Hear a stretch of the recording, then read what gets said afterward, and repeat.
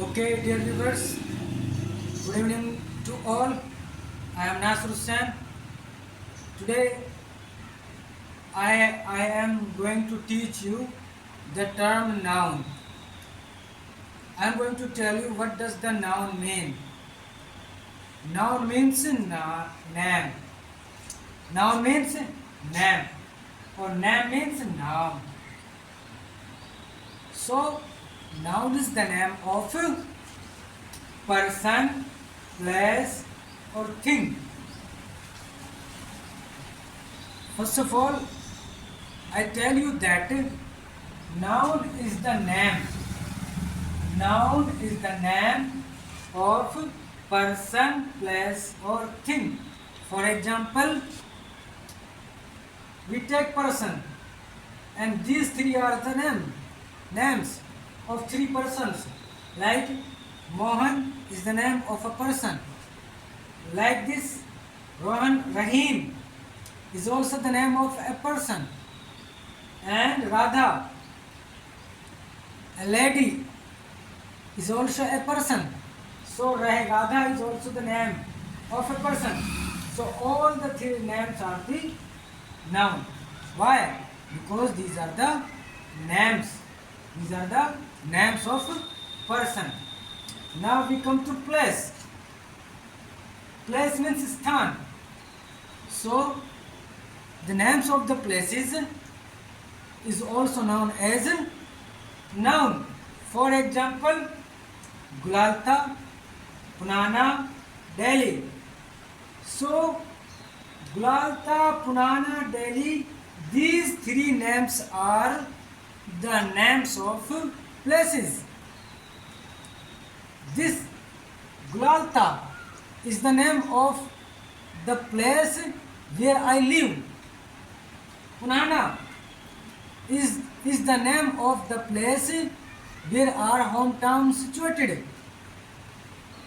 And Delhi is the name of that place where the capital of India is situated. So these three names of the places are the noun because these are the names of places.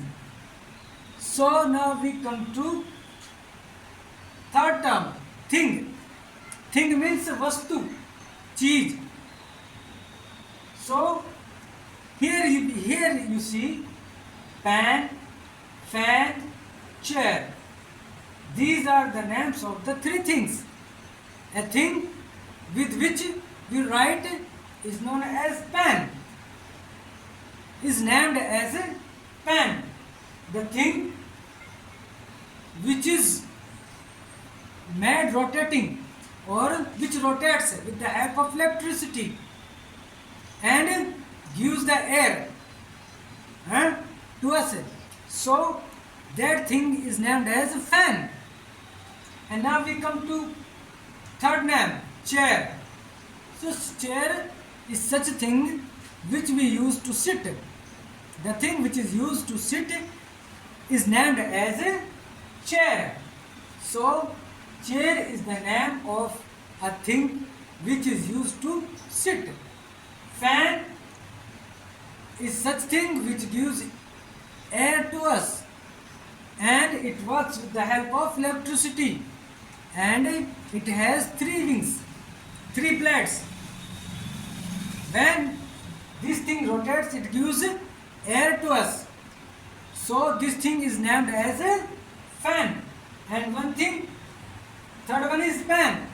The thing with which we write, or it is made up of plastic, ink, or anything else. And the thing which is used for writing purpose is known as pen, or is named as a pen. I am going to translate the term noun in Hindi language also. So मेरे प्यारे students और मेरे dear viewers, आपको मैं हिंदी में बताने जा रहा हूँ नाउन किसे कहते हैं। नाउन कहते हैं नाम को। नाउन हम किसे कहते हैं? नाम को कहते हैं। अब हमें पता है कि नाउन नाम को कहते हैं, और नाम कितनी चीज़ों के होते हैं? नाम होते हैं 3 चीज़ों के। पहला पर्सन, दूसरा प्लेस, तीसरा थिंग। पर्सन मीन्स व्यक्ति, आदमी, इंसान। प्लेस मीन्स स्थान, जगह। थिंग वस्तु, चीज। तो किसी आदमी का नाम या किसी जगह का नाम या किसी वस्तु का नाम, इन तीनों चीजों के नाम को हम नाउन कहते हैं, क्योंकि इन तीनों चीजों के नाम होते हैं। अब आप इधर देखिए, पर्सन इंसानों के नाम, जैसे मोहन एक इंसान का नाम है, रहीम एक इंसान का नाम है, और राधा एक इंसान का नाम है। ये तीनों नाम है और ये शब्द हैं। क्या है? शब्द। ये तीनों शब्द जो हैं ये नाम है, और नाम क्या होते हैं? नाउन होते हैं। तो इंसानों के नाम को क्या कहते हैं? नाउन कहते हैं। दूसरा प्लेस, स्थान, स्थान का नाम, स्थान के नाम को भी नाउन कहते हैं। अब देखिए गुलालता, एक वो जगह जहाँ पे मैं हूँ, मैं रहता हूँ, मेरा गांव, ठीक है ना, मेरे गांव का नाम। वो जगह जहाँ पे मेरा गांव बसा हुआ है, उस जगह का नाम क्या है? गुलालता। यहाँ से 6 किलोमीटर दूर एक टाउन है, एक कस्बा है ना जी। 6 किलोमीटर दूर एक जगह है, उस पर कस्बा बसा हुआ है, और जिस जगह पे वो कस्बा बसा हुआ है उस जगह का नाम है पुनाहाना। फिर यहाँ से 100 किलोमीटर दूर एक जगह है, और उस जगह पे हमारे देश की राजधानी बसी हुई है, और उस जगह का नाम रख रखा है, क्या नाम रख रखा है? दिल्ली। दिल्ली उसका नाम रख रखा है। तो ये तीनों नाम जगहों के नाम हैं। तो ये तीनों नाम क्या हो गए? नाउन हो गए। अब आते हैं हम थिंग, वस्तु, चीजें। चीजों के भी नाम होते हैं, वस्तुओं के भी नाम होते हैं। जैसे आप एक पेन ले लीजिए, एक लिखने वाली चीज जो इंक से बनी होती है और उसे लिखने के लिए इस्तेमाल करते हैं, उसका नाम रख रखा है हमने पेन, ठीक है। फिर फैन, एक ऐसी चीज जो बिजली से घूमती है, 3 उसके अंदर ब्लेड होती है और हवा देता है, हमारे लिए हवा देने का काम करता है, हमने उसका नाम रख रखा है, क्या नाम है? फैन, पंखा। जब हम ये नाम लेंगे कि भाई फैन चला दो, तो तुरंत आपके दिमाग में ये बात आएगी कि हवा देने वाली चीज़ के लिए कहा जा रहा है कि फैन चलाइए, ठीक है। तीसरी चेयर, कुर्सी, एक ऐसी चीज़ जिसको हम बैठने के लिए इस्तेमाल करते हैं, चाहे वो प्लास्टिक की बनी हो, चाहे वो लकड़ी की, चाहे लोहा किसी और मेटल की बनी हो, लेकिन ऐसी चीज़ जिसको हम बैठने के लिए यूज़ करते हैं उसका नाम क्या रख रखा है हमने? चेयर, कुर्सी। तो ये चीज़ों का नाम है 3, पेन, फैन, चेयर। तो ये चीज़ों का नाम है। तो चीज़ों का नाम क्या होता है? नाउन। तो मैंने पहले बताया था आपके लिए कि नाउन कहते हैं नाम को। नाउन किसे कहते हैं? नाम को। और 3 चीज़ों के नाम होते हैं, पर्सन, प्लेस और थिंग। इसके बाद और इन तीनों चीज़ों के नाम होते हैं। जैसे पर्सन के नाम क्या है? मोहन, रहीम, राधा। प्लेसों का नाम गुलालता, पुराना, दिल्ली। थिंग, वस्तुओं का नाम पेन, फैन, चेयर। अब इसके बाद आपसे कोई ये भी पूछ सकता है कि भाई define the term noun.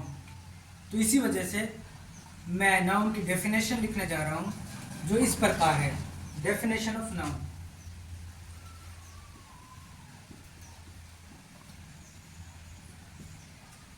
The word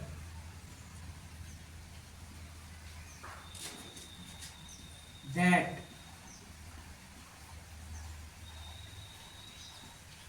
denotes the name of person, place or thing is called noun. For example, Mohan, Delhi, Pan, etc. etc. अब देखिए, अब मैं इसको डेफिनेशन को एक्सप्लेन करने जा रहा हूँ। दैट मीन होता है वह, लेकिन यहाँ इसकी मीनिंग है कि जो शब्द दर्शाता है। डिनोट्स में ना दर्शाता है, इशारा करता है, संकेत करता है, ठीक है। जो शब्द दर्शाता है नाम को, जो शब्द दर्शाता है नाम को, किसके नाम को, किसी पर्सन के नाम को, किसी प्लेस के नाम को, या किसी वस्तु के नाम को, नाउन कहलाता है। इज कॉल्ड नाउन, इसकी मीनिंग है नाउन कहलाता है।